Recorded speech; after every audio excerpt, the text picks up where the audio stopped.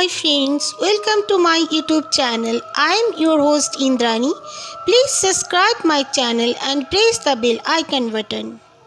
Friends, मैं God से pray करती हूँ कि मेरे जितने भी लिसनर्स हैं, सुनने वाले हैं, मेरे सब्सक्राइबर्स हैं, जहाँ भी रहें वो खुश रहें और उनकी हर अच्छी मनोकामनाएं पूर्ण हों। आज की जो स्टोरी है मैं आपके साथ शेयर करने जा रही हूँ। ये हमारे एक जानने वाले जो पेशे से ड्राइवरी करते हैं, एक अंकल ने मेरे साथ शेयर किया है। वो अंकल बताते हैं कि वो ड्राइविंग बहुत दूर दूर जगह टूरिस्ट बस में वो ड्राइविंग करते थे। उनका बस सुबह से निकलता तो शाम के बाद ही पहुंचता। इस तरह के सफ़र उनको तय करना पड़ता था। एक बार की बात है, उनका ड्यूटी नाइट को था। वो नाइट ड्यूटी पे थे तो रात को ही उनको जाना था। रात 9 बजे से बस चलाकर उनको सुबह 10 बजे तक उस जगह में पहुंचना था।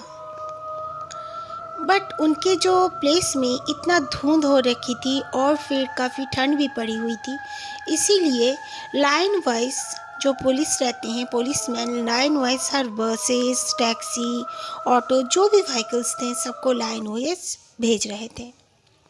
सब धीरे धीरे अपना आगे बढ़ रहे थे, जो कि एक बहुत बड़ा घाटी था, इसीलिए वह एक्सीडेंट वगैरह काफ़ी हो जाती है। धीरे धीरे अंकल अपना बस चलाते रहे। जाते जाते फिर उनको जो पार होना था दूसरे प्लेस के लिए, वो रास्ता काफ़ी दूर तक सुनसान सड़क है और वो एक साथ जो ट्रैफिक आ जाएगा, बसेस, बड़ी बड़ी बसेस एक साथ इधर से उधर आना जाना भी, वो रोड बहुत मुश्किल भरी होती थी। इसीलिए वो बहुत ही धीरे धीरे अपना गाड़ी आगे बढ़ा रहे थे। तो अचानक से देखते हैं उनकी जो बस थी उसके आगे एक औरत खड़ी हुई है। वो औरत खड़ी होकर बस की तरफ ही देखे जा रही है। वो अपने हेडलाइट के रोशनी से देख पा रहे थे। फिर देख रहे हैं कि वो औरत का हाइट जैसे बढ़ रहा है, बिल्कुल उनके बस से भी लंबी उसकी हाइट हो गई। अंकल काफ़ी डर गए। डरने के बाद वो धीरे धीरे आयतल कुर्सी पढ़ने लगे। तो उन्होंने देखा कि वो औरत थोड़ा सा पीछे हटी है। वो ज़ोर से आयतल कुर्सी भी नहीं पढ़ रहे थे, क्योंकि वो सोच रहे थे कि पैसेंजर कहीं डर ना जाए और छोटे छोटे बच्चे भी हैं, हल्ला गुल्ला न मच जाए। फिर उन्होंने हर पैसेंजर से कहा, जो भी जगे हुए थे, कि आप लोग भी आयतल कुर्सी का ब्रीथ करना चालू कर दो। ये घाटी बहुत ही भयानक है, यहाँ पे कई एक्सीडेंट्स वगैरह होते हैं। आप लोग सब कोई अपना अपना भगवान का नाम लेना चालू कर दो। तो सब ने वही किया। फिर धीरे धीरे अंकल आगे बढ़ गए। जब अंकल ने अपने आईने से देखा कि वो औरत पीछे दिख रही कि नहीं, अंकल ने आईने से नहीं देख पाए, लेकिन उन्होंने जब पीछे मुड़कर देखा तो वो औरत वहीं पे साइड में खड़ी हुई थी, पर मिरर में नहीं देख रही थी। अंकल ने ये इंसिडेंट शेयर किया जो कि उनके साथ ये इंसिडेंट घटा था। और सेकंड स्टोरी है, एक दो बहन हुआ करती थी, शुमीना और अमीना। दोनों बहन एक दूसरे से बहुत प्यार करती थी, हर जगह एक साथ जाया करते थे। वो दोनों एक साथ स्कूल जाते, ट्यूशन वगैरह हर समय एक साथ ही रहा करते थे।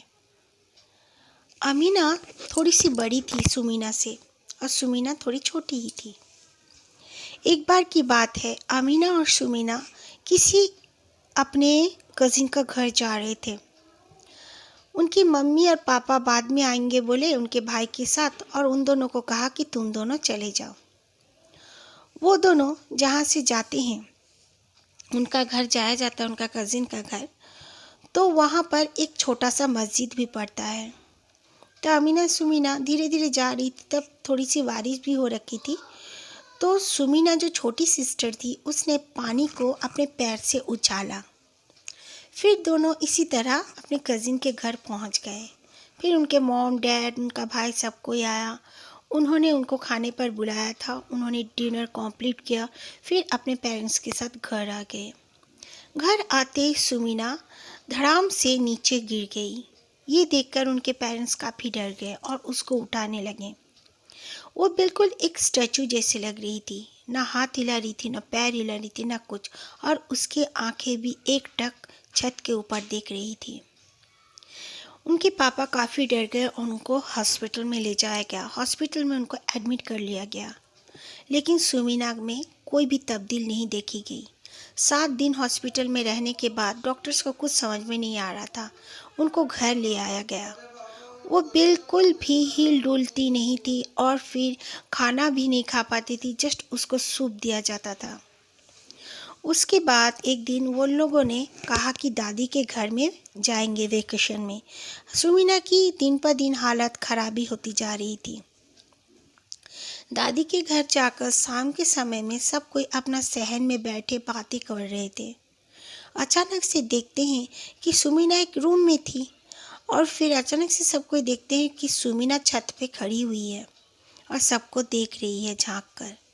ये देखकर उनके पेरेंट्स, उनके बहन, दादी सब कोई चौंक गए। जो सुमीना तो ना चल फिर पाती है, ना कुछ बोलती है, अचानक से वो कैसे करके सीढ़ियों से ऊपर गई। फिर सब कोई दौड़ के उसके पास जब आए, उसने कुछ भी नहीं कहा, बस जोर से एक भयानक आवाज़ में कहा, मेरे पीछा मत करो, और अपने कमरे में चली गई। उनकी मम्मी उनके पीछे पीछे दौड़ती उनके कमरे में गई तो देखा कि सुमीना अजीबोगरीब हालत में थी। उसके हाथ पैर मुड़े हुए थे और सुमीना रो रही थी। उनके दादी को समझ में आ गया।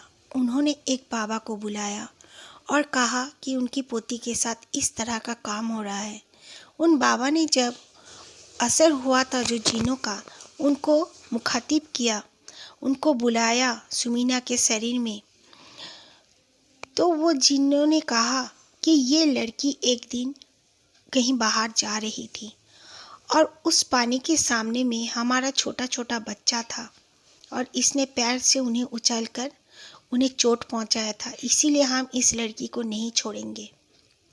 फिर बाबा ने बहुत ही उनसे मिन्नती करने लगे और फिर कहा कि तुम लोग दिखते नहीं हो, इसीलिए इस तरह वो कर बैठी है, छोटी बच्ची है, छोड़ दो। बहुत दिन उनका ट्रीटमेंट होने के बाद वो ठीक तो हो गई, पर उनको सपने आते थे और फिर उनका दिमाग भी कुछ इधर उधर के बातें करने लगते थे। उसके बाद धीरे धीरे वो ठीक होने के बाद उनकी शादी भी हो गई। शादी लेकिन ज़्यादा दिन टिक नहीं पाई। क्यों, क्या पता, उनके शरीर में वो जिन फिर भी आते थे।